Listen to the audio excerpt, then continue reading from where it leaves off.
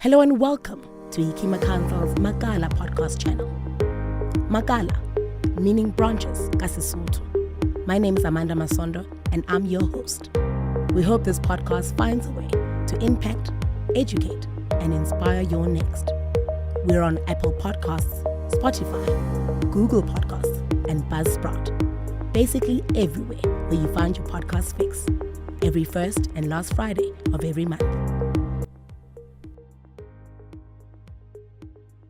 Hello and welcome to Hikima Council's Makala Podcast.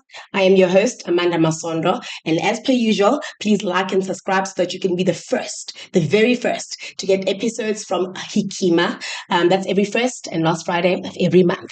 My guest today, as per usual, cream de la cream of the crop.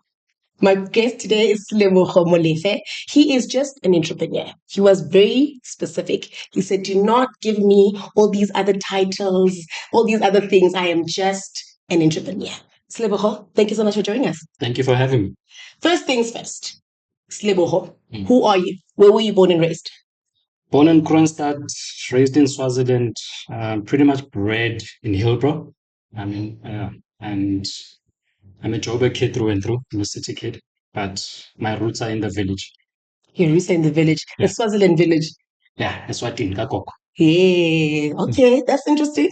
So now we are in Joburg. Where are we going to school? Went to JP Boys. In fact, before JP Boys was a primary school and observatory called Observatory Primary. They made me repeat a grade because I didn't know Afrikaans. Ish. I was mad as hell. It's okay. Yeah, and my dad is a pastor, my mom is a nurse. Okay. So I think we're shielded from the realities of the world. We didn't know we're poor, which was great, but I got to realize that poverty was real the moment I matriculated, because we were some of the first crop of black kids that went into the Model C schools. I got in 1995 in high school. And when I exited in 99, I expected to go to varsity.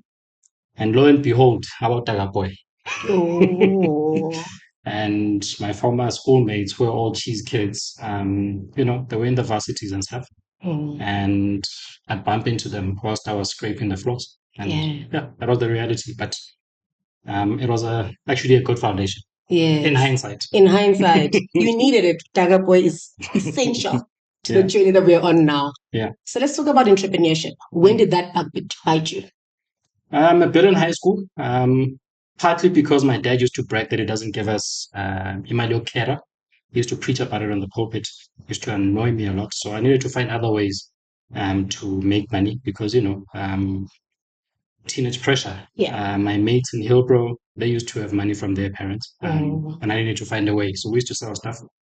And post high school, again, I needed to find a way to make money. So as I was working with my uncle in the construction business, in fact, before the construction business, I got involved in the hair business. So I was a hairstylist, got to make a bit of money, and then got into construction. In the construction business, I started a mashonisa business. I just purely because, a lot of the employees that worked for my uncle, they would get their pay on Friday, they broke on Monday. That was a vicious cycle. And they needed money, and I wasn't spending my money. So it was an opportunity. And, it made me some good money. It gave me a good head start for my first real business, which was in the fashion industry. Okay. Partnered with a good friend of mine. He was the designer, I was the salesman. And I think I was an accidental salesman because naturally my personality, quite shy, socially awkward. But when I get into the business ring, my character emerges quite differently. I don't know whether that's the part of being an Aries or I don't know. But yeah. Somewhere the truth lies there. Yeah. I mean, we found ourselves dressing guys like DJ Fresh, a lot of the YFM guys back in the white days. Yeah. We had a label called Mobile Clothing. And we pushed. I mean, we even got funding from Alexander Forbes at some point. So we must have been doing something right when we didn't know anything about business or fashion. Yes. But just the hustle spirit and the fun of creating stuff. And that led me into events. with the events business, a big part of why I got into it was, again, I needed money. I've always done things because I need money. It's tough. My firstborn. Yeah, no, say less. Yeah. And with the events business, the big thing for me was, how do you create a safe environment for kids to party? And by kids, I'm talking about matriculants. And I had seen with my own matric dance, which was really horrible, on all fronts, from the suit I was wearing, with the lime green shirt, because, my dad, to, my real date dropped out because, she had a flu. She felt ill. Yeah, it was just a big mess. And I wanted to fix that. So I lived vicariously through my brother, who's younger than me by 7 years. And his matric dance was a hit, yeah, yes. it was a proper hit. And hired houses in the north, um, did the lavish thing. So we're teaching those kids that you can have a really good time, without having a lot of noise, but most importantly, be safe. So clubs would kick you out at 4 o'clock in the morning. At our house, you could be there until the next day, and the parents could actually come and pick you up. So we encourage parents to come and see. So we were to move between two worlds, between being fun and being responsible.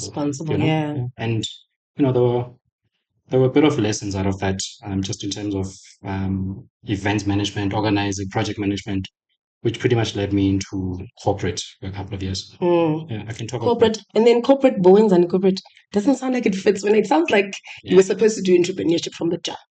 Yeah, a friend of mine, I was a very good mate. He used to find me cutting seconds on, and he'd be like, "Mate, this is not you. Like, you need to get into suits and stuff." So we applied for a learnership.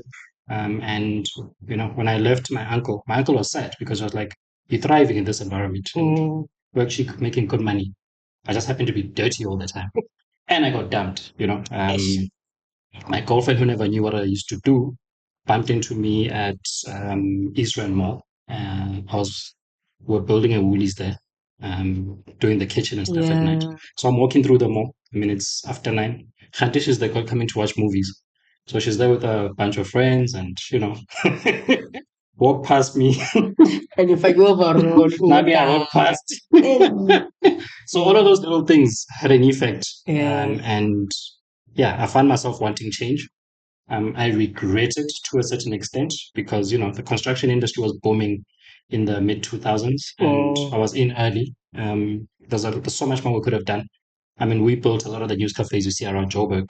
We built a lot of the Woolies shops. And, I was in there. And a lot of the houses in the north, even in the west, I got to see the lifestyles of the rich because of the type of work that we got. And it helped us to build relationships, but it wasn't enough. I wanted to be clean. I wanted a tie and, a suit. had to suffer for it. A suit better than the one you made to dance, finally. It was your chance. Yeah, it's crazy that I let go of it because I couldn't handle it. Hectic. Okay, so knowing what you know now, so now you go back to, now you have all this experience, having worked with entrepreneurship at school level, and now you've done a bit of corporate, but you've also just dabbled into a lot of entrepreneurship already. Yeah. According to you, how are you defining entrepreneurship at that stage? I didn't even know the term entrepreneurship.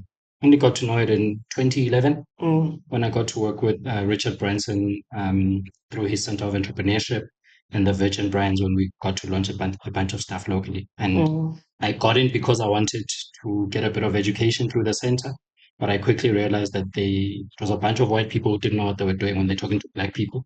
It was a perfect opportunity for me to help them tap into townships. And, it blew up in a way that I never expected. And but pre that, I didn't know that there was a word called entrepreneurship. I just needed money. And I was a kid from Hillbrow hustling and I needed money. And it was a very good feeling having money because we didn't have it at home. Yeah. And just going through those stages and being a big brother and being able to get my siblings into things because I had money told me that I should be doing more of it, more of this thing. Yeah, to give you access. Yeah. Sure. So then, now that you know that, now you are Doctor, life's good. You're a different kind of guy now. Life has changed now. The years have gone by. Yeah. Entrepreneurship is what now? It's a very hard thing. It's like chewing glass, with all the experience gained. It's a beautiful journey when you're still foolish. But the moment you realize what you're doing, you wish you never started. How about I want to start with that because it's so important. It's important that Oh. we paint a realistic picture, because I feel like the rhetoric out there, from government to private industry to everybody tells these kids that they must be entrepreneurs. And not everybody needs to be an entrepreneur. A lot of people need to be entrepreneurs. They need to be working within organizations, building out new solutions and new innovations that pretty much launch industries. And why? Why do I say that? Because without resources, you're pretty much screwed. And we don't talk about that. It's the unsexy side. And I feel like I'm qualified to say that because I was the guy championing everybody to start a business. Launching the hookup dinner back in 2012 and seeing it leapfrog across the African continent and being celebrated, being on all sorts of media, tapping into, Australia, Israel, Canada, UK. It felt like this was the thing. Yeah. But actually, it was just my moment, and in it being my moment, a lot of people got to live vicariously through me. And we're very fortunate that we got to witness a lot of new energy emerge out of that. I mean, when you look at people like Mohau of the Lazy Makoti, or Skinny Spoo, or Tsepo Maker, or Bulelane, but a lot of these kids, or Mashudu Muda with the podcast and stuff, a lot of them emerged from the hookup dinner because it was, an idea whose time had come. But when you look at the suffering that has happened in the last 10 years, when you look at the depression that has taken place with a lot of guys who are in business, and when you look at the ones that have made it, the ones that have sustained it, it's the ones who didn't have a choice. The rest have struggled quite a bit because they've had to choose between continuing with this journey of entrepreneurship or going to find a job. And it's just unfortunate that in a country like ours, you have to create your own job. So self-employment is the thing to do. And I think there's a challenge here around having a distinction between entrepreneurship and small business ownership. Yeah. It's okay for everybody to start a business. But the moment we talk about entrepreneurship, that is an exponential growth thing. It's about multiples of 10, for instance. Whatever that you put your hand on, it should be growing at scale. If something does not grow at scale, it brings depression. The reason it brings depression is because you need a lot of funding. Yeah. Anything that you build, and I mean, one of our businesses and entities that we currently have is called the People's Fund. We set that up in 2017. And in just 7 years, we've done close to 400 million rand in revenue. That is a big business. Yeah. Especially in the context of black boys who know nothing about finance, or who don't have a traditional finance background. History, yeah. Right? But having done that, and when you look at what happens in the trenches behind the scenes, you want to cry, you want to weep. And that's why I say it's like chewing glass. Any entrepreneur, real entrepreneur that you can speak to, anybody, go talk to them. From Andile Kumalo to any guy, like I'm talking about real entrepreneurs, go talk to them, have a drink with them, and ask them about the real game of entrepreneurship. They will tell you that it's not an easy game. And because it's not an easy game, you need to enter it sober-minded. Having said all of that, that sounds negative. I encourage and implore everybody to try it out, whilst they are not desperate for it. When you are desperate and when you have nothing else to do, it's very hard to focus and very hard to build something meaningful. So what ends up happening is that you get into a vicious cycle of survivalism. You're a survivalist person who happens to be called an entrepreneur, and you are not an entrepreneur. An entrepreneur brings about innovation. They change things. They bring a change into something and make it totally different, a way of doing things, right? And when we start understanding that, it goes back into our own education system. Do we understand what we're doing when we training, educating, mentoring, coaching people and telling them to be entrepreneurs, or the steps to take? You will find that the average person who's a coach or who's a mentor in the entrepreneurship space is not an entrepreneur themselves. Yeah. How then can we be so arrogant and tell other people to start businesses when we are consultants? Do you see where I'm coming from? So we've got to have that reality and that context, because when we have that context and it's pretty clear, then we are going to attract the right pipeline. Education is very important because it comes with skill. Once you have the theoretical sound base where you understand something, whether it's in the finance field, engineering field, whichever field that you feel inclined to, then you are coming with something on the table. But the average kid who's being told to start a business, whether they're in a township or they're in the rural areas or even in the urban spaces, there's no skill. And I'm saying upskill people first. And in these days, upskilling is quite cheap, but it's looked down upon because we're expecting these gazelles to emerge out of nowhere. We're expecting miracles, but we are not funding them. Yeah. And understanding the landscape of funding in South Africa is run by bean counters when it comes to the funding space. And by bean counters, I'm talking about accountants. And accountants are trained to defend, they're not strikers. And if you're trained to defend, it means every cent that is on the table, you become risk averse to putting it out, knowing you're going to lose it. The reason the biggest group of people who are making it or who seem to be making it are white entrepreneurs in Cape Town, it is because that ecosystem allows for failure, allows for innovation, and it allows for people to test and break things without having to report at the end of the month whether they've made money or not. The reality is that something like the Take A Lot group, which is under the NASPERS group, is in year number 13. They have not broken even. They touched the scales a bit during COVID because everybody had to sit at home and order through their phones. And then when the country came out of lockdown and we went back into shops, they dipped back in. This is a company making hundreds of millions. That has backing and support. They have not broken even. But a black entrepreneur is expected to be breaking even in the first year. Because if they don't, what happens next? They get blacklisted. There's no funding sources that are available. Even our own DFIs, when we talk about government and we're saying government is the cheaper form of funding for the average entrepreneur, somebody starting out, even with the grants, you look at the system and you look at what it brings out or what it's intended to do versus the reality of what goes on. The average entrepreneur, like real entrepreneurs, nobody's applying for funding because we know that we're playing games there. They're going to make you fill in a bunch of forms. They'll take you screening after screening. But the reality of what they're supposed to be investing in is a very sad reality. It's quite different from an experiential point of view. And maybe the challenge is we have leapfrogged our thinking and we've said we want to be like Silicon Valley, forgetting that a place like Silicon Valley has run since the 1960s. It started somewhere, yeah. And it did not come from entrepreneurship either. It was in the army. It was innovations that were meant to create new solutions for the army and stuff. But it brought together scientists and everybody else. And out of that emerged this new crop of engineers, innovators, and people who went on to conquer the world as we know it. A lot of the products we're using is because of people that are in Silicon Valley, especially in the technology field. The question is, how are we supposed to be doing this different from everybody else when we come to talk about entrepreneurship from an African context? We're constantly looking outward. We're like, what is happening in China? Let's copy China. I think it was about 15 to 20 years ago when we were busy trying to copy the China model of villages and what they were doing there in terms of taking their people, lifting their people out of poverty. We're trying to copy their cooperative models. We did not stop and say, what is the context of China versus India versus America versus Africa? And Africa is broad. It's 52 nations, very broad in languages and everything else. And culture, So what is it that makes sense for a Southern African context? So I'm sitting at home and now I'm feeling like I thought I had an idea.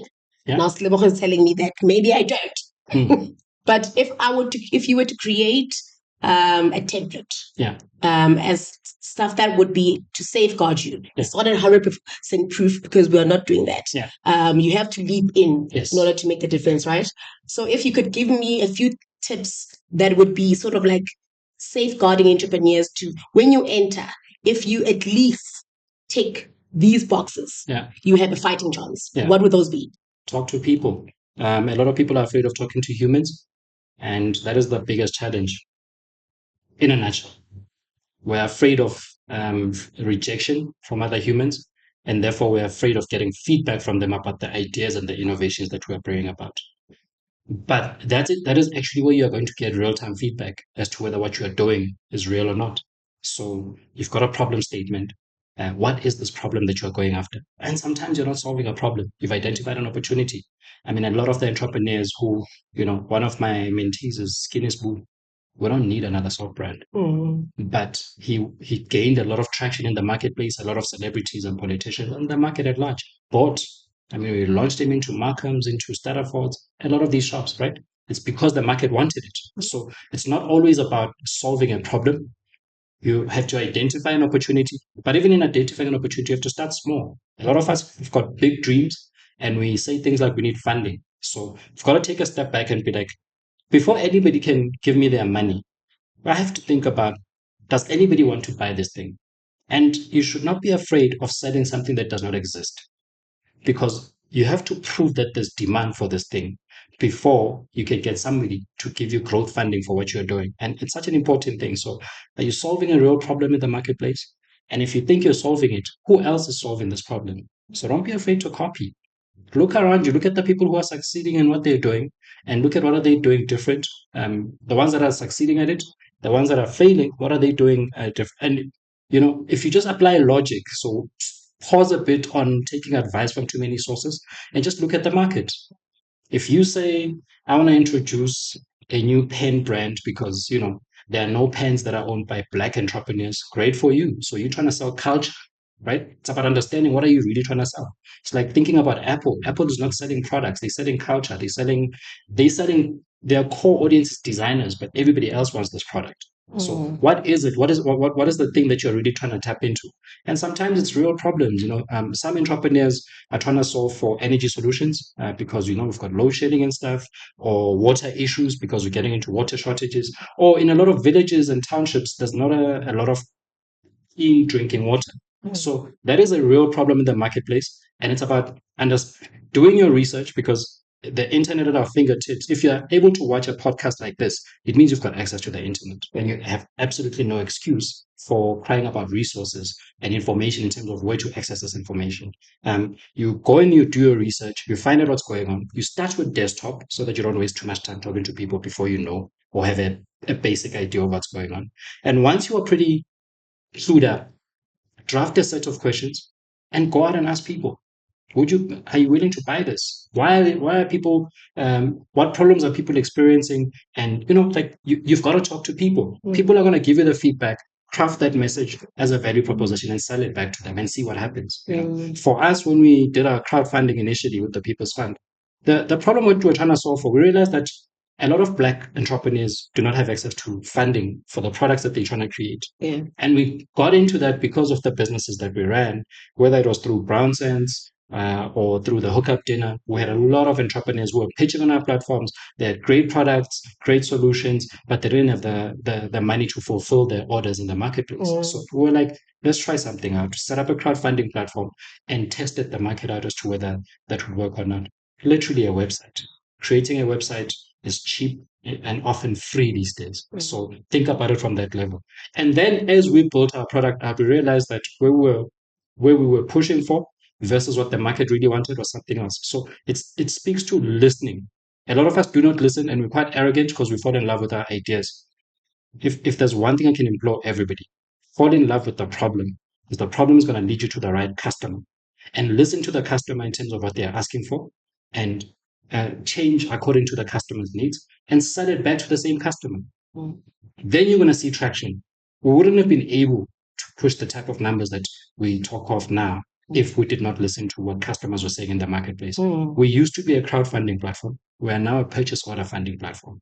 Still the same framework. We're asset backed. We use the power of the crowd. We take money from the crowd and we give it to entrepreneurs who need it. And entrepreneurs pay back and we pay back to the crowd. So the same concept exists, but listening to what the market needs will help you shift into monetizing. Because if you're not making money, you're not really in business, and we all know this. Yeah. Sure. Let's go back to the hookup dinner. Yeah. I actually had forgotten that's where I met you. So the hookup dinner, talk us through that concept, right? Yeah. And whether or not there is still some value in those kind of platforms, right? Yeah. Because a lot of entrepreneurs, you find that they don't, while they have the access, they have the internet, but it's the tapping into the resources that they actually already have, right? And something like the hookup dinner, and where apart from you sitting in the audience or though you pitching, at the end of it, there's a group of people that you're networking with. Yeah. Is there still some value in that kind of collaboration? Oh, absolutely. In fact, now more than ever. So before I set up FAD, the hookup dinner, it used to be, I used to go to the Heavy Chef events, which were founded by my friends, Fred and Louis. And whenever I attended these events, there were really great events happening in Sandton, white crowd. And I realized that I wasn't comfortable in that environment, not because of white people, but because it just didn't, there was something that was not gelling. And I realized as I dug deeper that they were serving the professional community market, that when they knock off from work, they can attend a networking mixer during the week and then go home. So it was a nice environment for peer learning and stuff like that, but it served to professionals mostly, even though they were trying to push the entrepreneurship game. Yeah. So I went and set up FAD because of that, partly, right? I was like, I'm going to go and set up my own slab of people who are like me, who have the types of needs that I have, and we'll have our own table. And, the first one were like 8 people around the table, really cheap meal, but quality people. And through the conversations that were taking place there, we realized that we need this on a regular basis. And we had it on the 2nd of August in 2012, and we decided to organize another one by the 31st of August. It was, by the and word got out that we had a dinner somewhere, and other people wanted to participate, and we said anybody's welcome, and we put it up on Facebook, and we had about 30 people showing up for the second dinner. Just that tells you that there's a need in the marketplace for people to gather. People have always gathered since time immemorial, right? We can always solve problems when we are together. And sometimes it's not even about solving problems, it's just about leaning into community, because this journey is quite lonely on its own. And when you have other people around you, it sounds lighter when you start realizing that, you're not the only one facing this problem. So crowdsourcing and solving problems together goes a long way. And out of it, what we gave birth to was crowdfunding. In fact, it was in Lesotho, in Maseru, when we did this, and we raised about 65,000 rand off the floor. And we realized, there's something here. Community can solve all these problems by itself without external people, so that external partners are not coming to impose, but they're coming to partner. And that's where the corporate solutions come to play, where they're either partnering through sponsorship or through the enterprise development program. But there must be a need. We must be serving each other, and it must be mutually beneficial, as opposed to being a beneficiary. So I'm anti-beneficiary, just generally speaking, and I'm more for self-determination, especially amongst Black people, because we have enough amongst ourselves. Even crowdfunding, that's just like a stock file that went to private school. There's nothing new under the sun. We've been doing crowdfunding forever. If there's one thing that might be problematic in our current dispensation that we might not have a clear understanding of as Black people, is building things at scale.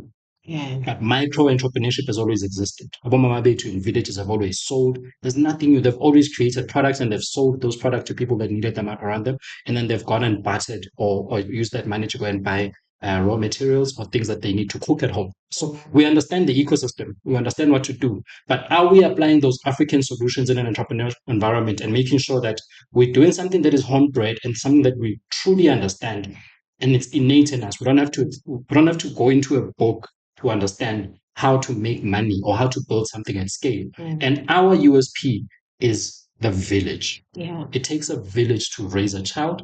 It takes a community to build an entrepreneur. Even amongst the white circles, whether we're talking in Germany, in America, anywhere you look in the world, community is at the center of entrepreneurship. It never exists without it. Selebogo, you spoke earlier on about funding, right?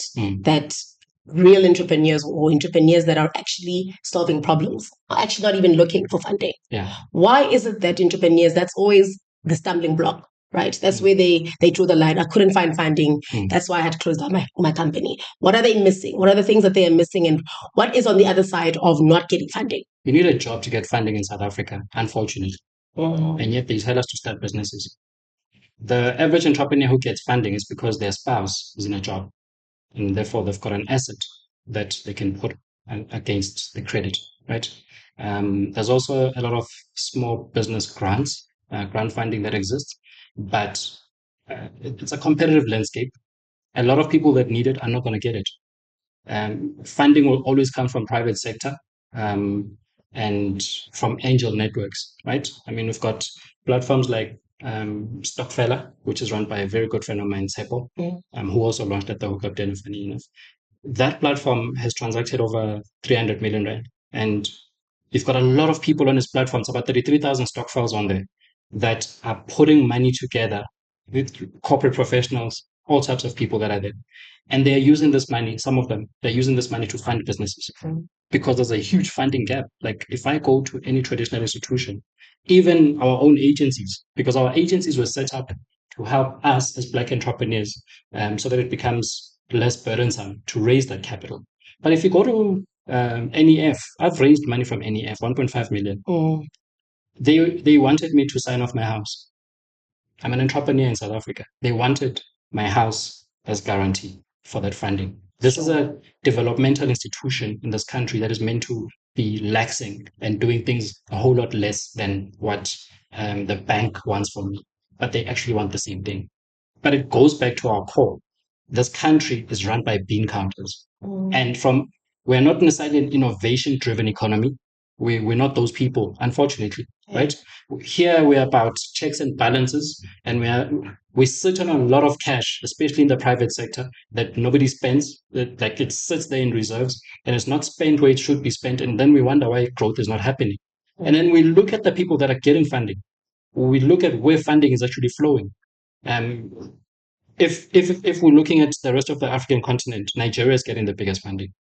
And it's because the appetite is not from Nigeria for funds to flow in. It comes from Silicon Valley. Why? Because a lot of Nigerians are expats. They worked in America, they have citizenship over there, and they've worked in the global banks and stuff. And then they come back, they're like, our home country has got over 200 million people, and there's a need there. And it becomes easy because they are within the networks internationally. So even when they incorporate second time around for funding, they have to incorporate in America for that funding or in Europe. In South Africa, what do you think is happening? The average business or startup that raises real funding in Cape Town also has to incorporate outside of this country. Yeah. So we are not, as a country, serving our own people, but we're expecting miracles. And I don't know where they're going to come from. And you guys, we were told that you guys were the economy of tomorrow. You guys are employing your employers. Nice. Sure. Yeah. Okay, let's talk about some of the headwinds, right? Yeah. You've spoken about in the past 10 years, the kind of things that have happened to entrepreneurship, right? Yeah. COVID, unrest. I mean, those are just our own local issues, right? Besides just the global economy just not being what it used to be. Yeah. What were some of the lessons? So now that there were companies or businesses that were started in or before that period, and we thought they were tight-knit, they were strong. But obviously something like a COVID, something that's, a freak of nature took place and some companies didn't make it. But now that we know that, going in, should another pandemic touch wood ever happen again, what are some of the lessons, the key lessons that you think we needed to have learned in that period? Adaptability. By far is the one thing. You've got to be nimble, I saw a lot of businesses go down during COVID because they were not ready for the technological era. And those that were became new millionaires. We made a lot of money during COVID, like a lot of money, because we're ready for that digital. It just it pushed us forward. It helped us to leapfrog as opposed to being stuck. But for a lot of people, they were really stuck. They didn't know what to do because they did whatever that they've always done, that they were used to, and the concept of continuous learning and continuous improvement did not exist because you thought, I've got this contract and that contract, I'm good. Oh, I'm running my restaurant, I'm pulling in by a month, so I should be good. And then restaurant shuts down. You're not ready to transition into Uber Eats or Mr. Delivery or all of that. But there were people who were busy tweaking and doing that and just leapfrog them forward. So the question is, are you adaptable? Is your business model in check? Are you constantly checking your business model? And your business model is about your customers. If you're in touch with your customers, the market is going to be kind to you. And if you're in touch with your customers, it means your value proposition is going to be always current. What you did 5 years ago is not necessarily what you should be doing now. It doesn't mean you must diversify and do many things. Those are the businesses that often fail because you overstretch your resources. You've got a finite number of resources and you've got to treat them really carefully, right? So it's about going deep and not necessarily going wide. But going deep means investing in yourself first and foremost as the leader of the business, because There's new things you do not know. There's new things you need to go and learn out there. And this is why institutions exist. I think we're really blessed as a country when it comes to the academic environment, especially for entrepreneurs, what is emerging right now.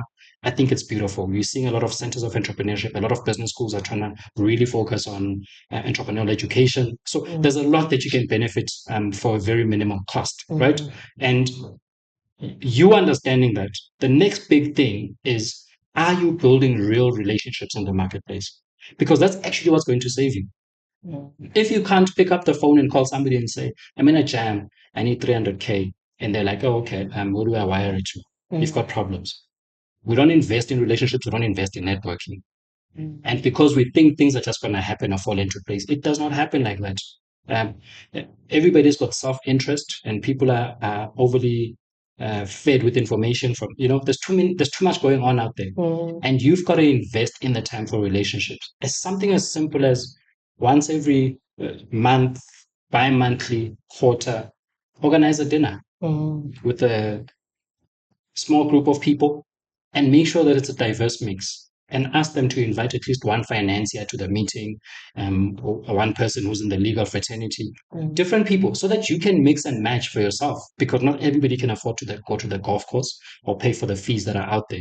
In fact, some of these things have become fashionable as opposed to them being real and tangible. So you've got to find new smart ways of building networks and relationships without breaking the bank. And taking somebody for coffee and not asking them for anything, but being interested in them is going to go a long way. Sure. I have had to invest in that a lot, and that has saved me many times. And it hasn't saved only me, but a lot of the entrepreneurs have come to me asking for money. I'm able to reroute them into some of the relationships that exist, just purely because, you've got to care about people. So be human first. Like, take that time to go and buy a book that you think your mentor or the person that you admire might appreciate. That bottle of wine, build the relationship with the human first and send them that gift. No strings attached. It's about being relatable and being human, and it's going to go a long way. I love that. Yeah. I love that. Let's talk about the biz plug. What are we talking about there? What's going on there? So we do enterprise development. The reason I set it up. Okay, so let me backtrack a bit. We did a crowdfunding stokvel for franchises back in 2020 when the lockdown happened. And we raised, through Facebook, about 4.5 million rand, just by inviting people to become shareholders or owners of a franchise business. And we had a really big vision. And, we set up 2 stores. In fact, we bought the first franchise out in Kempton Park, set it up, and the money went down the drain. The business did not perform, it just didn't gel. Second one happened during the July lootings that took place in 2021, if I'm not mistaken, and that was in Soweto. Brand new business, employed people from the community, a store owned by 100 people.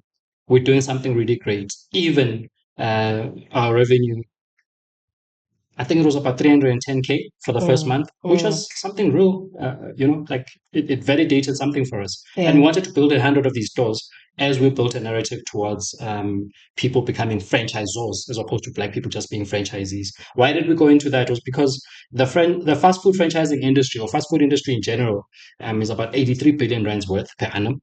And there's no Black franchisors. There's a lot of Black franchisees.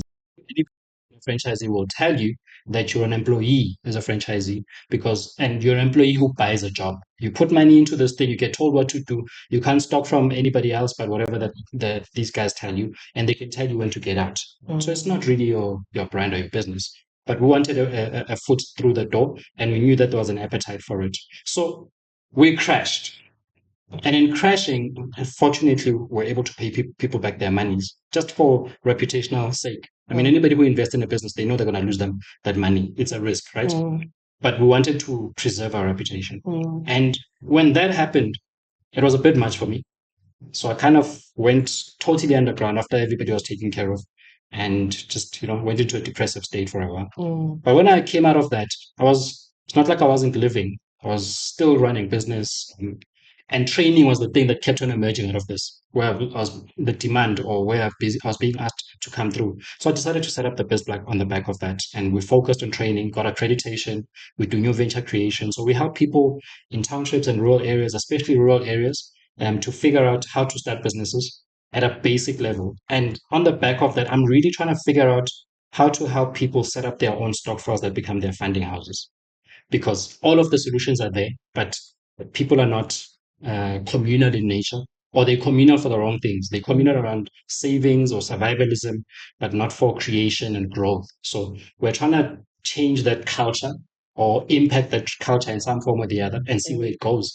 And, like I mentioned earlier, that's part of the reason why I've decided to set up a networking movement all over again. And this time around, it's share the codes. And why do we say share the codes?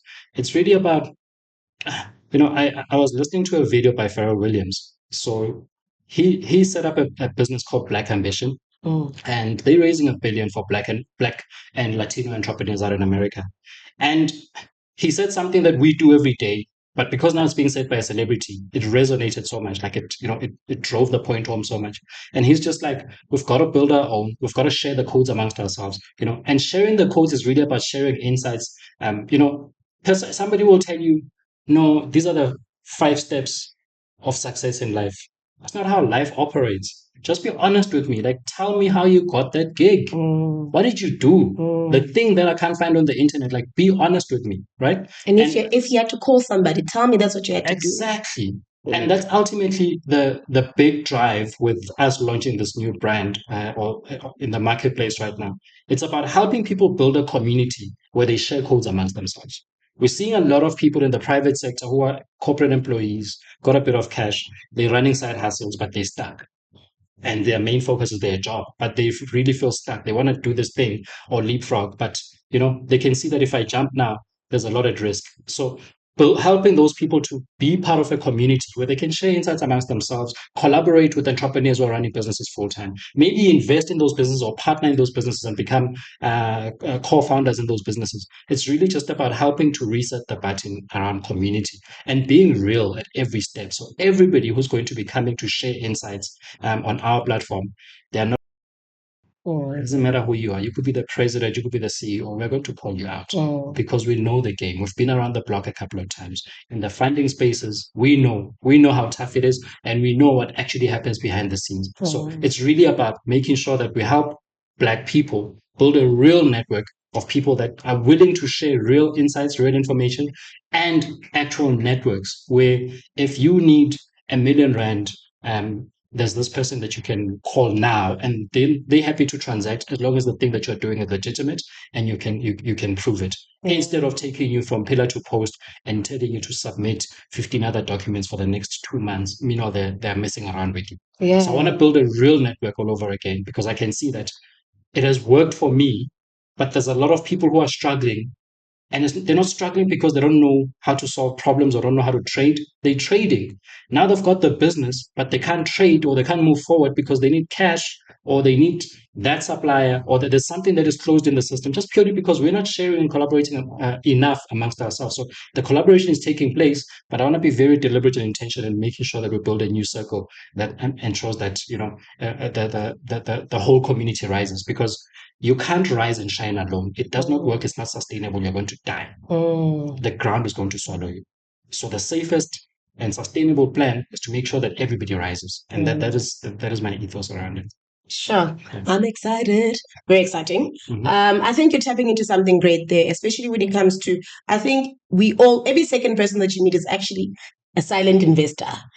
We speak all the time about on this platform and other platforms where people are hungry to assist. Yeah. People want to tap in. We want to buy local. We want all these things exist because we have an appetite to do so. Yeah. But I don't think we tap as a country. We don't tap in on the resources that is you and I, right? Because I just have 200 Rand, but I just want to give it to somebody that I think is going to do something amazing with it. Yeah.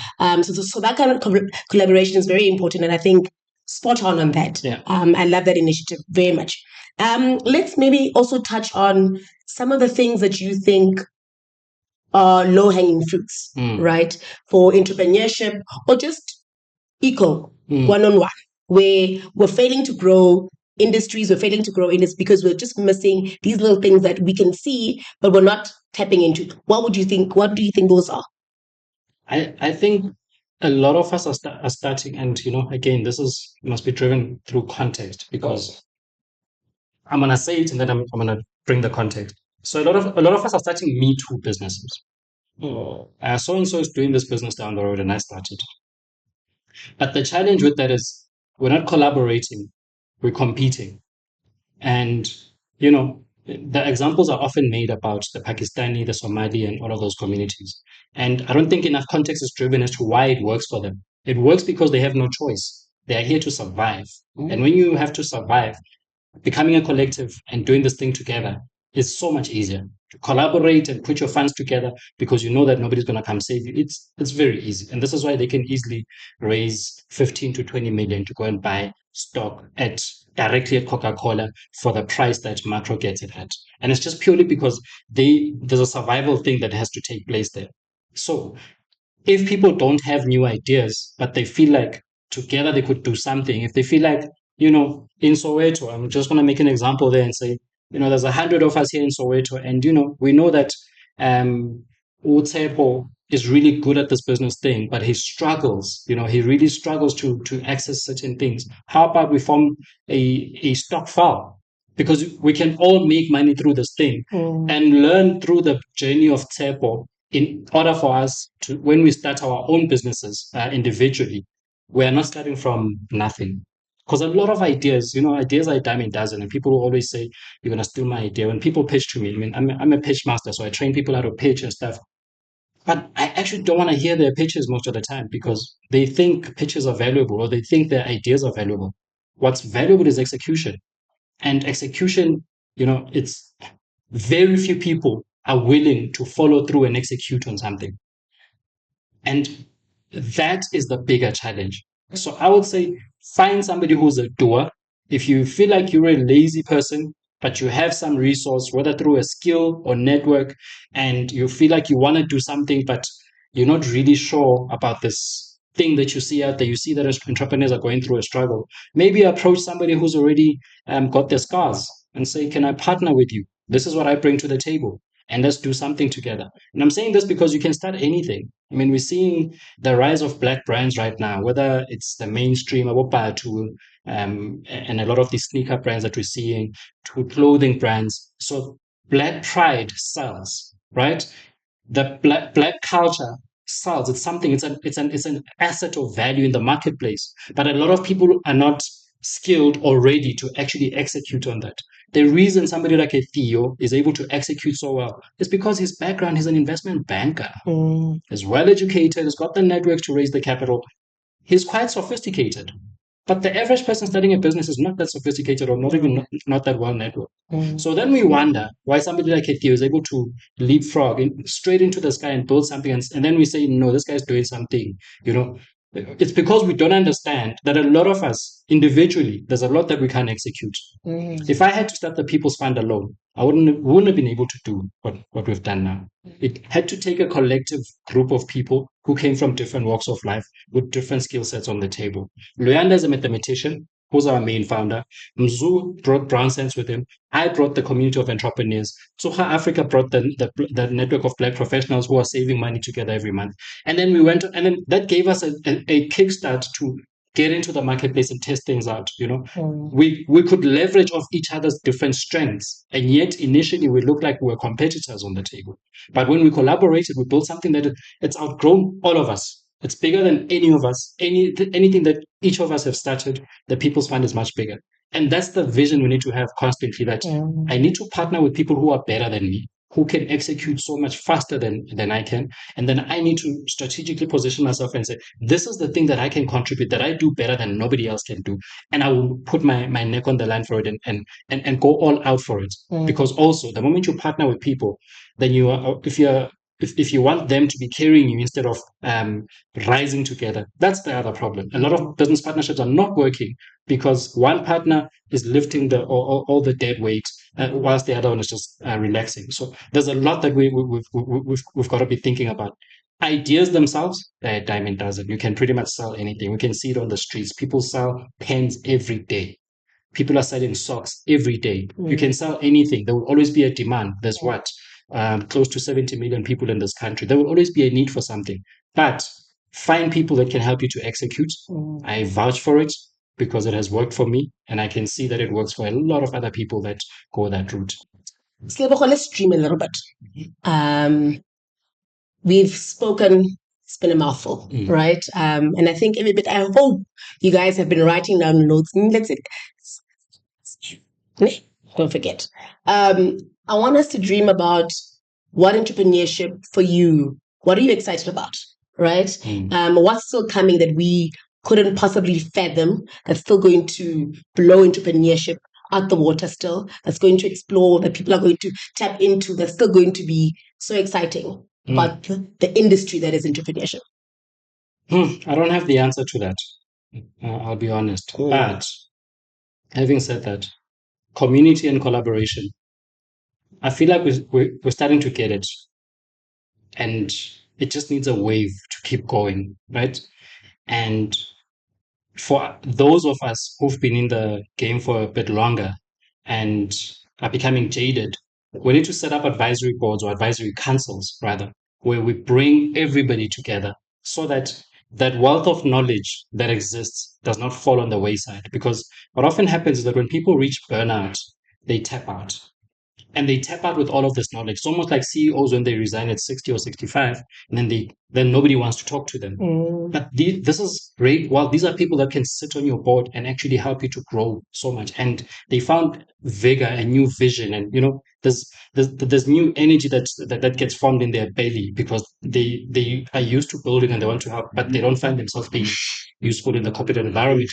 Yeah. So community is at the center of that for me because Africans and community, we do it so well, man. Like, we're really amazing at this thing. We just need to tap into the business sphere using community. Any big organization you can think of is built on the back of community. And on the back of that, what we need to be thinking about are distribution touch points. Think about SaaS. SaaS's distribution network, when they have to collect VAT, is every business person out there. We are all SaaS agents. We have to collect the money and give it to SaaS. VAT is not our money, it goes straight to SaaS. And if we eat it, SaaS punishes us. If you think about that, they didn't have to build an entire infrastructure to figure out how to collect this VAT from consumers for everything that is purchased out there. They decided to leverage on community. So driving that model of collaboration is what brings about innovation, really. And that is a big thing for me because I see it everywhere. I mean, I do quite a bit of work in the UK. And we've got a youth enterprise bank over there. We call it the John Crackner Youth Enterprise Bank. And we fund young people anything between between £100 and £1,000, and between the ages of 13 and 29. And the biggest thing that I've seen, I mean, that is a mostly 99% white community that I work with in Yorkshire. And when you look at those kids that are coming out of there, they've got very similar needs to what's going on here. They're unfunded, they're displaced, there's all sorts of things. Like, think of any black social ill you can think of, except it's white on the other side. The thing that makes them thrive or that keeps lifting them out of poverty is community. They know where to go to a center where they can get help for their enterprising ideas. They know where to go for help when it comes to leveraging of a mentor, and where to go when they need funding. All of these things are interlinked because everybody wants to contribute to the whole, right? Any big innovation we can think of out there. I mean, if you look at the chaos that is happening in our country, it's it's a perfect place. The chaos that is happening is a perfect place. So it's a hotbed for entrepreneurship. Wherever there's problems, the innovators that emerge and solve them are going to be the next millionaires and the next billionaires. Even food security is a big issue across Africa as a whole, even though we've got the most arable land in the world, right? All of that, there's no single entrepreneur that can solve that by themselves. You can be a scientist, have a doctorate or PhDs, you've lectured in universities, you are really great, you've done this IP, you've registered your trademarks, you are the king of the jungle. You are not going to do it if community does not come along. We've learned that, we keep seeing it. And if you look at African Bank as an example, within Tate Motswenyane, he's the founding director, but that bank rose because of community, the community that they built up around it. On his own, he couldn't have done it. No matter how brilliant he was for his time, he still couldn't have done it without community. So we've got to learn from the past if we want to see what the solutions of the future look like. Because everything that we think is new, that is out there, that we are solving for, has already been done in the past. We're just forgetful and lazy to drink from the world, from the wisdom of gray hair. So if we reach out into our networks, especially of old CEOs, and figure out what does it mean to start something and build it to sustainability. People are always mentioned first. And by people, I mean it's a diverse range from investors to skilled personnel to the ecosystem of players that you need around the table.